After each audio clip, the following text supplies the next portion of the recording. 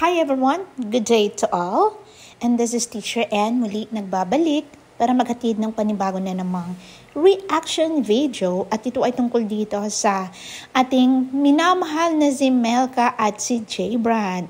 So ayun mga kalingap, si J. Brad ay nabasted daw. Nabasted ng ama ni Melka. Abay, ba't ganun? Ba't si papa ni Melka ang magbabasted? Iba, dapat si Melka. So, mga kalingap, makikita ninyo si J. Brad, sobrang talagang nag-effort. Nag-effort po siya, hindi kay Melka, kundi doon sa papa ni Melka. Na yun naman talaga ang dapat na ginagawa ng isang mangingibig. Ayun, grabe yung aking salita, mangingibig talaga Yun naman talaga ang dapat na ginagawa ng isang manliligaw para sa kanyang minamahal na girl. So, kailangan talaga ay ang liligawan muna ay ang mga magulang. So, since it's Melka's dad's birthday, so ayan, itong tropa ni na J. Brad, sumugod sa bahay ni na J. Brad para maghatid ng cake at saka syempre handa para sa birthday ng papa ni Melka. So, ayun sa madaling sabi, nagkaroon sila ng mga bonding moment. Panoorin po natin ang napakagandang kanta na ibinigay ni Melka sa kanyang ama. Maging si J. Brad, gusto rin sanang magbigay ng awitin kay tatay, pero parang ata siya, natatameme. Actually, meron siyang gustong sabihin kay tatay, kaya lang biglang nabali. May sasabihin ka? Sabihin kay tatay.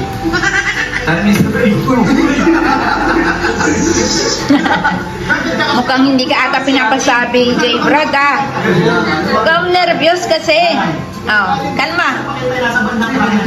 Nervyos ka. Ayan, hindi pa talaga panahon, J. Brad, na masabi mo kung anong gusto mong sabihin dito kay tatay. But anyway, ayan, ako'y natutuwa na napapanood kayo na sobrang saya. So, ayun mga kalingap, pakinggan natin naman ang napakagandang tinig ng ating si Melka. Galing naman ni David, susuporta. Kay J. Brad. Nakakaiyak naman yan. Galing ni Melka kumanta. Galing. Galing ni Melka kumanta. Ganda ng boses. Galing. And I speak my mother and me and then spin me around till it fails me. Nice voice. Then up the stairs it would carry me. Galing naman. Natatat si tatay, naiiyak. Maging ako'y naiiyak na din. Galing ni Melka. Keep it up, Melka. Galing ng boses mo. Sige lang, mararating mo yan sa gandang boses mo na yan. Pati si J. Brad napapasayaw. Ako'y nanuluha. Naalala ko ang aking ama. I play this song that would never ever end. And I'm alone. Nice voice, Melka. The desert will fall Yan yung nakakataba ng puso ng isang ama. Kantahan ng isang anak. Galing ni Melka. Sana makapasa si J. Brad. Nagpapalakas sa tatay ni Melka. To get my way, I will run from her. Galing ni Melka. He made me love just to comfort me. Tagos sa puso ang boses. Maraming kumakanta na hindi ganun. Hindi ganun na nakakatagos sa puso, hindi nakararamdaman. Pero si Melka kakaiba boses. Ganda. Ganda ni Melka, no? Parang parang chinita. Maybe pang Japanese, Taiwanese. Yeah. Ramdam na ramdam ni tatay ang song. Grabe naman. Ito yung nakakataba ng puso ng isang ama. Ang makantahan ng isang anak. And I know tatay is so proud at that moment. Na birthday niya and his daughter. Ayan, sang a song for nakaka-touch. Give it up, Melka. We love you.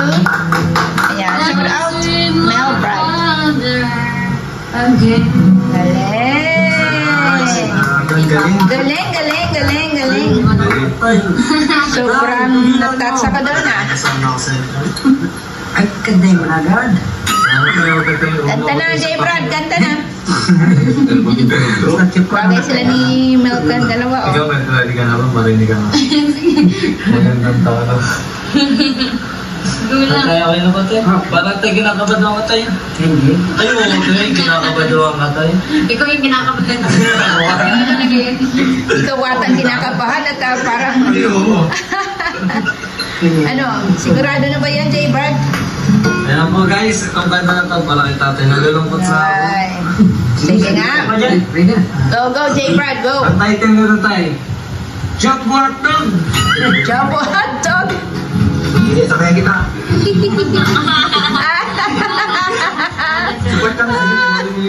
Nakakatawa.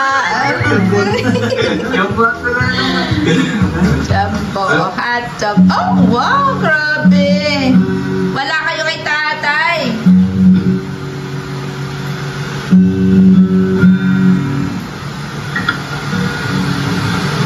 Wala kayo kay tatay. Intro pa lang yan. Intro pa lang, pero nakaka-touch na. Para sa mga viewers, kakanta ko kayo. Maraming salamat, tatay. Ngayon pa yung araw ng kaarawan ko po ngayon. Hindi ko na muna sabihin. Happy birthday. Pero kaarawan ko ngayon. Happy birthday kay tatay. More blessings and health. Ayan, health. Alay ang kanta. Para sa ating sa Panginoon. Sa kasaligan na mga nanonood sa vlog na ito ngayon. Galing.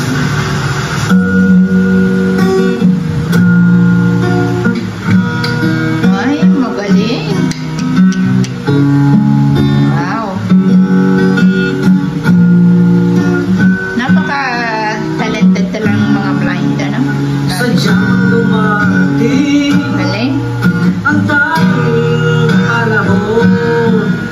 Lahat ng mga katulad ni tatay, maging si Freddy, Halos di na isa ding katulad ni tatay. Grabe, ang galing ng kumanta, no? Galing, nakakatuwa sila. Sobrang nakakatuwa mga ganong klase ng mga talent ng mga PWD. Grabe. Salute, tatay.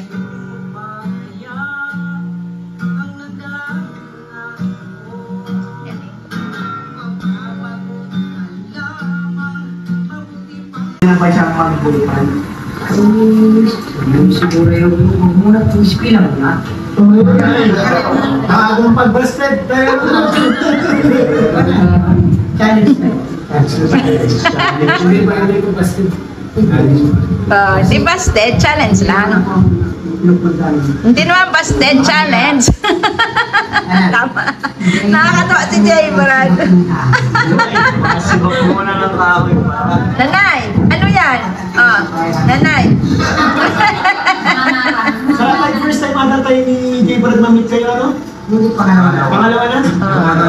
Jay Brad, huwag mawawala ng pag-asa. Challenge lang, di pa naman busted. Nag-aaral pa si Melka. Ako'y natutuwa dito kay tatay. Naniniba ko pala siya. Di ba siya? Makapapa na mismo kasi yung ano na.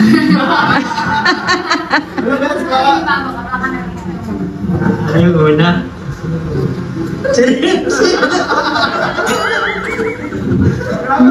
Huwag mo lang magitin.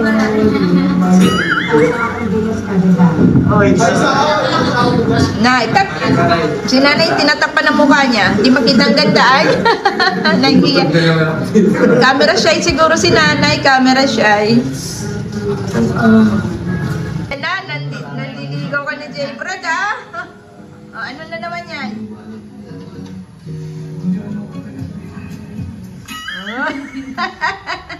Sa school yun. Ganda ni Melka. Si Nita. Ganda. Sa David lang. Guwapo din si si Jay Brad. Bagay sila ay. At pagdating ko kay tatay. Sa pansin. Malaking ano na yun, ano ka ba? Oo, yan. Basta ako, Melka, and J. Brad, pagpatuloy nyo lang yan. Wala ng stress ang inyong mga pagpapakita ng mga good vibes, ng mga moves, and syempre, kilig. Grabe ang titig ni J. Brad, ah. Oh, Melka. Kasi grabe na yung ano ko, list out yan eh. Kaya grabe na yung list out ko kay Kuya Ian sa Stephen. Ano bagong listahan? Listahan. Nakakatuwa ang dalawa na ito.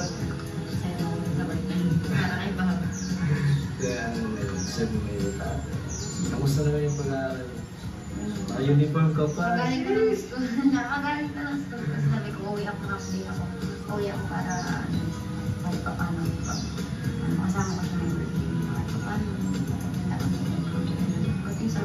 Cute ni Melka. Cute niya. So, ayan, kayong dalawa. Mayos kayo, ah. So, ayan, wish ko din dito sa Mel Brad na love team. Kung ano yung wish ko sa lahat ng mga love teams, yun din ang wish ko sa kanila. Na, syempre, yung serye na to ay magiging reality. So, basta, magtapos ng pag-aaral, Melka. Sabi ng tatay mo nga, ay magtapos muna, no? Ang pagbo-boyfriend ay naandyan lang yan. Tama. No? May pa-touch-touch pa ng buhok kay Brad, ah. So, sabi nga ng papa ni Melka, wag mo nang mag-boyfriend, magtapos muna ng pag-aaral. Which is tama naman, no? Magtapos muna ng pag-aaral bago mag-boyfriend. Para din naman yan sa inyo. Hindi naman yan para sa papa ninyo or sa kahit na sino man. Para po sa inyo yan. So, ayan, Melka and J. Brad, wish ko lang sa inyong dalawa, more supporters, and syempre, more episodes, and more clicks for us na binibigay ninyo. And syempre, Melka and J. Brad, may God bless and guide you both. That's all. This is Teacher and muli naghahatid ng panibago na namang napakakilig na reaction video dito kay J. Brad and kay Melka. Bye-bye, guys! See you again on my next video.